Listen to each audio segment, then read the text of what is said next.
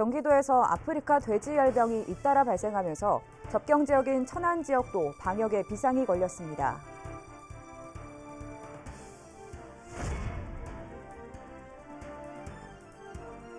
지방의회 의원들과 공무원들의 외유성 국외 연수 논란이 끊이지 않고 있는 가운데 부실하게 작성되고 있는 연수보고서의 문제점을 자세히 들여다봤습니다.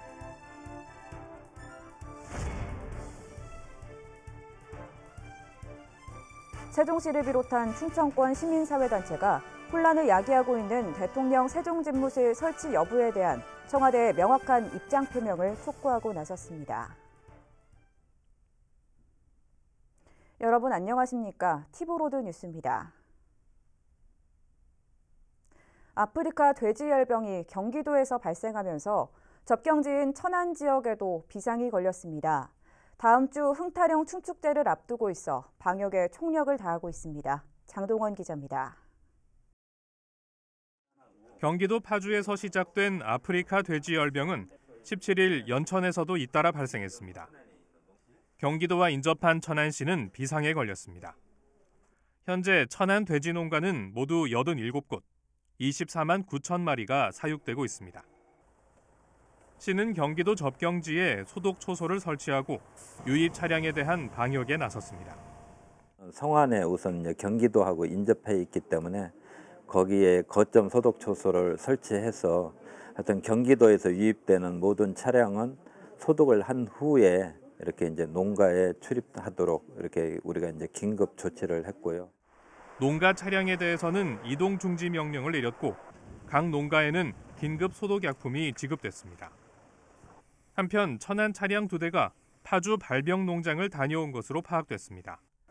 시는 해당 차량이 있는 사료 공장과 양동 농장에 대해 임상 검사를 실시한 결과 의심 증상은 없는 것으로 나타났습니다. 사람이라든가 어떤 그 차량, 장비에 의해서 이게 전파가 되게 있기 때문에 특히 이제 그 외부인 출입을 삼가해 주시고 또 이제 농장에 출입하는 차량은 철저하게 소독한 후에 이렇게 출입하고. 시는 오는 25일 열리는 천안 흥타령 춤축제를 앞두고 있어 차단 방역에 총력을 기울이고 있는 가운데 축산 농가에는 축제장 출입 자제를 당부했습니다. 티브로드 뉴스 장동원입니다. 천안시 의원들의 외유성 국외 연수 추진이 도마 위에 올랐는데요. 공무원이나 의원들의 국외 연수를 바라보는 시선이 곱지 않은 건 나름의 이유가 있습니다. 특히 부실한 연수 보고서를 보면 국외 연수를 폐지하자는 주장에 고개를 끄덕이게 만듭니다. 송용환 기자의 보도입니다. 지난달 아산시청 홈페이지에 올라온 국외 연수 보고서입니다.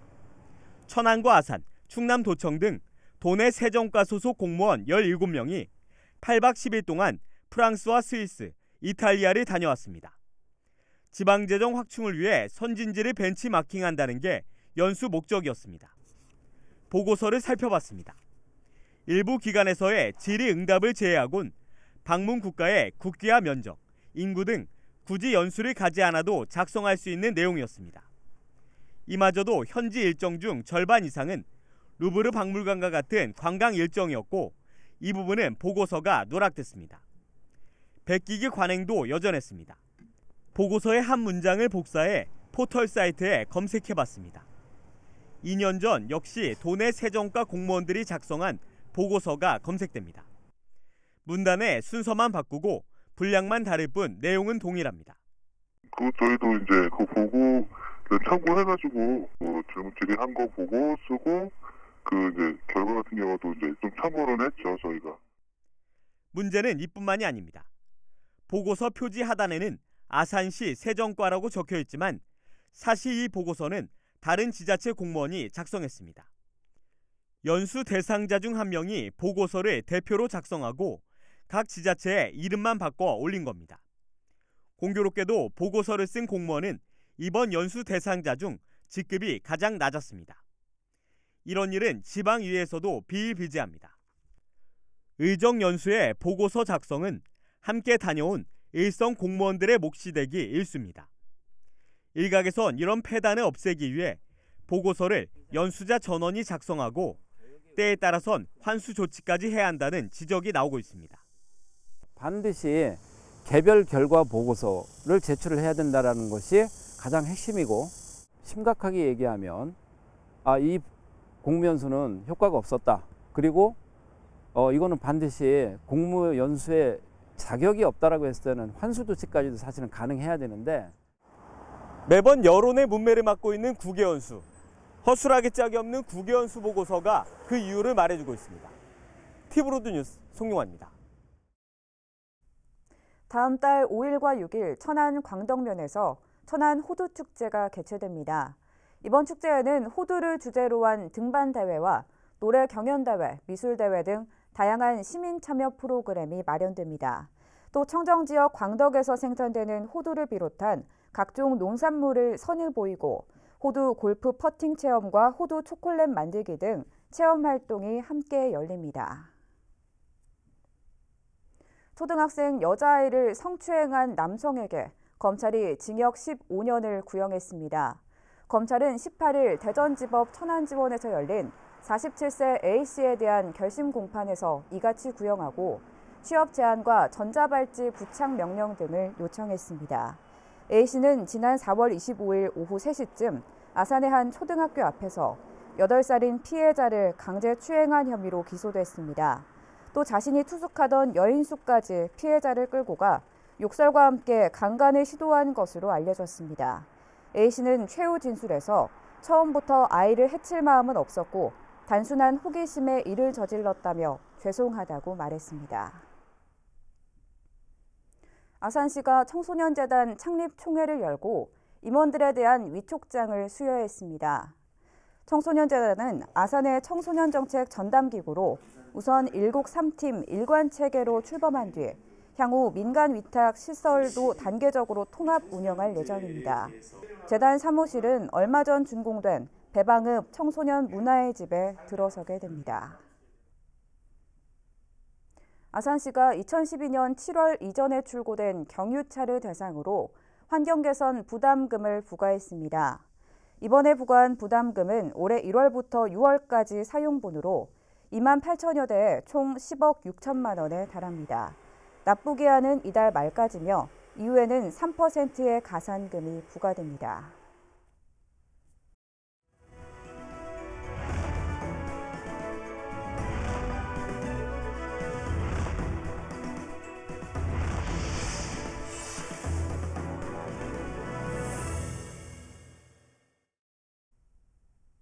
세종시청 내 사무공간 부족으로 시청 야외 주차장을 활용해 별관을 중축하기 위한 사업이 현재 진행 중인데요. 이와 관련해 제2청사 건립을 포함한 계획으로 전면 재검토해야 한다는 주장이 제기됐습니다. 어떤 이유인지 김호순 기자가 취재했습니다. 지난 2014년 지방선거 과정에서 이춘희 세종시장이 내놨던 공약집입니다. 청춘 조치원 프로젝트의 일환으로 조치원 옛 세종시청 부지에 15층 규모의 제2청사 신축을 약속했습니다.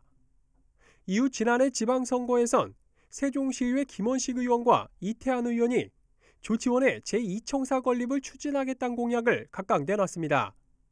하지만 이런 약속은 잘 지켜지지 않고 있습니다. 세종시가 제2청사 신축 대신 시청 바로 옆에 추진 중인 별관 중축에 집중하고 있기 때문입니다. 이에 대해 조치원이 지역구인 이태한 시의원은 별관 중축과 관련해 제2청사 건립을 포함한 계획으로 전면 재검토해 줄 것을 세종시에 촉구하고 나섰습니다. 농정원이 사용하고 있는 구 연기군청 부지와 현재 54%의 분양률을 보이고 있는 조치원 서북부지구 유보지 일부 약 6,500평을 포함하여 북부지역 부지를 활용한 제2청사 건립을 강력히 촉구합니다. 읍면 지역과 밀접한 관계가 있는 부서 등을 중심으로 구청 단위의 행정청사 역할을 할 수 있는 제2청사를 건립하자는 겁니다. 그러나 세종시는 제2청사 건립을 위해 별관 중축을 전면 재검토하는 것은 어렵다는 입장입니다. 이미 별관 중축을 위한 타당성 검토까지 마쳤고 더 늦춰질 경우 시민들은 물론 공직자들의 불편이 가중될 수 있기 때문입니다. 또 옛 조치원 청사는 이미 SB플라자가 들어선 데 이어 향후 테크노파크가 추가로 입주할 예정에 있는 등 경제산업 분야 지원기관 집적화 단지로 개발이 예정돼 있다고 밝혔습니다. 하지만 도시 성장 속도에 따라 별관 신축 이후 조치원의 제2청사 건립이 추진될 수 있다는 가능성에 대한 여지는 남겼습니다. 결국 제2청사 건립은 별관 중축과 별개로 장기적인 과제로 남을 가능성이 클 것으로 보입니다. TV로드 뉴스 김우순입니다. 세종시를 비롯한 충청권 시민사회단체가 대통령 세종집무실 설치와 관련한 청와대 분명한 입장 표명을 촉구하고 나섰습니다.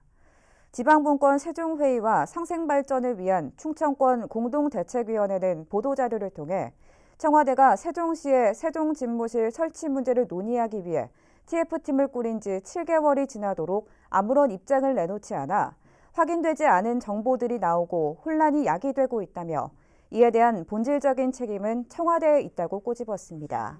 따라서 청와대는 혼란을 방지하고 국정의 신뢰성을 확보하기 위해 세종집무실 설치 여부에 관해 조속히 입장을 밝혀야 한다고 주장했습니다. 한편 지난 17일 한 언론은 청와대가 세종시에 대통령 제2집무실을 설치하지 않기로 했다고 보도했고 파장이 커지자 청와대는 결정된 바 없고 논의 중인 사안이라고 해명한 바 있습니다. 세종시가 19일 세종 고용복지 플러스 센터 상설 채용장에서 구인구직 만남의 날 행사를 엽니다. 이번 달 1구대회에는 4개 기업이 참여해 8명의 구직자를 선발할 예정입니다.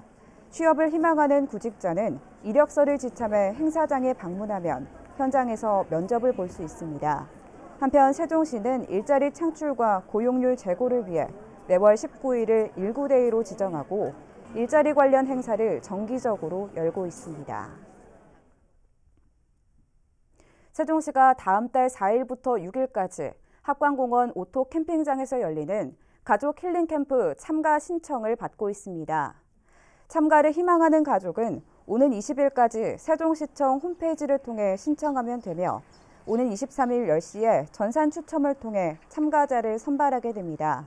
주요 프로그램으로는 로컬 푸드로 만드는 요리 경연대회와 힐링 캠프 음악회, 퀴즈 대회 등이 진행될 예정입니다. 참가비는 3만 원으로 캠핑 기념용품과 로컬 푸드 쿠폰 등으로 참가자에게 지급하며 별도의 캠핑장 이용료는 없습니다. 여러분은 장수명 주택이라고 들어보셨습니까? 수명이 30-40년에 불과한 일반 주택과 달리 100년 이상 사용할 수 있는 주택을 말하는데요. 이런 장수면 주택 실증 단지가 세종시에 준공됐습니다. 쉽게 고치고 오래 쓸 수 있다는데 어떤 특징을 갖고 있는지 김우순 기자가 취재했습니다. 우리나라의 아파트 평균 수명은 약 40년으로 유럽이나 선진국의 절반 수준에 불과합니다. 이렇다 보니 개인 입장에선 재건축 부담이, 국가 입장에선 자원을 낭비하는 아쉬움이 있었습니다. 이런 문제를 줄이기 위해 정부가 지난 2014년부터 장수명 주택 보급 모델 개발에 착수했고 그 성과를 접목한 실증단지가 세종시에 준공됐습니다. 1080세대 규모의 이 아파트 중 2개 동인 116세대가 장수면 주택 인증을 받았고 이 중 58세대는 국내 최초로 우수 등급 이상을 받았습니다. 장수명 주택의 가장 큰 장점은 거주자의 생활에 맞게 내부 구조를 쉽게 고쳐 쓸 수 있다는 데 있습니다. 가족 구성원이나 생활 패턴에 변화가 생겨도 쉽게 고쳐 쓸 수 있기 때문에 새로 집을 짓거나 이사할 필요가 그만큼 사라지는 겁니다. 기존에는 저희가 벽식 아파트라 그래서 철근 콘크리트로 벽체 외벽이나 내벽이나 모두 벽체를 그렇게 세워서 지었는데요. 저희 장수명 주택은 벽식이 아닌 기둥식으로 짓고 그 내부의 벽체들은 경량 벽체로 해서 가변성을 높였습니다. 또 공사 자재 중 철근 피복 두께나 콘크리트 설계 기준 강도 등을 높임으로써 주택의 내구성을 한층 높인 것도 특징입니다. 국토교통부는 장수면 주택을 지을 경우 일반 주택에 비해 개인적으로는 생애 주기 비용을 최대 18% 줄일 수 있고 사회적으로는 온실가스를 약 17%, 건설 폐기물을 약 85%까지 절감할 수 있을 것으로 분석했습니다. 장수명 주택에 대한 이론적, 기술적 경험도 쌓을 수 있었습니다. 앞으로 이곳 실증단지는 최소 100년은 끄떡없이 살 수 있는 장수명 주택을 활성화해 나가는 데 든든한 기반이 될 것이라고 확신합니다. 하지만 초기 시공비가 일반 주택에 비해 3에서 6% 정도 더 든다는 점은 부담입니다. 때문에 장수명 주택이 하루빨리 자리 잡기 위해선 다양한 인센티브 제공과 더불어 값싼 자재 개발에 따른 보급화가 무엇보다 필요할 것으로 보입니다. 티브로드 뉴스 김우순입니다. 내년도 정부 예산안에 포함된 행복청 예산 중 58.8%에 달하는 1,982억 원이 공공건축 건립 예산인 것으로 확인됐습니다. 이는 올해보다 15.6% 증액된 겁니다. 주요 공공건축 건립 사업으로는 국회 세종의사당 건립비 10억 원과 도시건축박물관 기본 설계비 8억 5천만 원을 비롯해 복합 커뮤니티 센터와 강역복지지원센터 등 다양한 문화여가시설 건립비 1,117억 원 등이 포함됐습니다. 행복청은 이러한 내용을 담은 내년도 예산안이 국회를 통과할 경우 중앙행정기능의 안정적인 정착과 지역 주민의 정주 여건 개선을 위한 예산 확보로 행복도시가 차질 없이 건설될 것이라고 전했습니다. 티브로드 세종방송이 올해 3분기 지역채널 심의위원회를 열었습니다. 이날 회의에서 세종방송은 태풍 뉴스특보 등 3, 4분기 지역채널 편성 실적을 위원들에게 보고하고 지난 회의에서 위원들이 제시했던 의견에 대한 추진 상황 등을 공유했습니다. 김일호 심의위원장은 인사말에서 최근 국회 세종의사당과 대통령 세종집무실 설치 이슈가 중대 기로에 놓여 있다며 세종방송이 시민들의 의지를 하나로 모으는 데 중추적인 역할을 해달라고 당부했습니다. 세종시가 다음 달까지 관내 초등학교를 대상으로 우리 학교 자율형 건물 번호판 만들기 이벤트를 실시합니다. 자율형 건물 번호판이란 기존의 획일적인 표준형 건물 번호판과는 달리 건물 소유자가 건물의 특성이나 외관과 어울리는 디자인으로 제작해 부착하는 번호판입니다. 이번 이벤트는 각 학교에서 공모전 등을 통해 우수작 한 건을 선정해 제출하면 시청 토지정보과에서 학생들이 디자인한 번호판을 제작 설치해주는 방식으로 진행됩니다. 이어서 우리 지역 구인 구직 정보를 알려드립니다.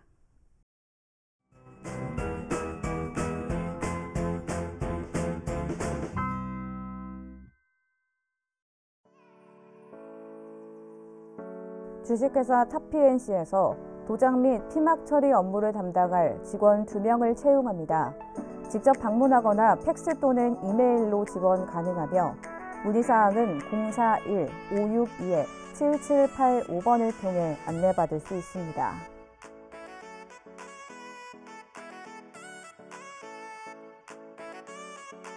주식회사 코스모스 벽지에서 벽지 및 장판 생산 업무를 담당할 직원 2명을 채용합니다. 직접 방문하거나 이메일로 지원 가능하며 문의사항은 010-6640-5211번을 통해 안내받을 수 있습니다.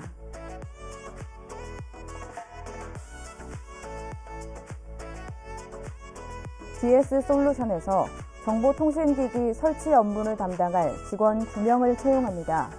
팩스 또는 이메일로 지원 가능하며 문의사항은 010-7197-0522번을 통해 안내받을 수 있습니다.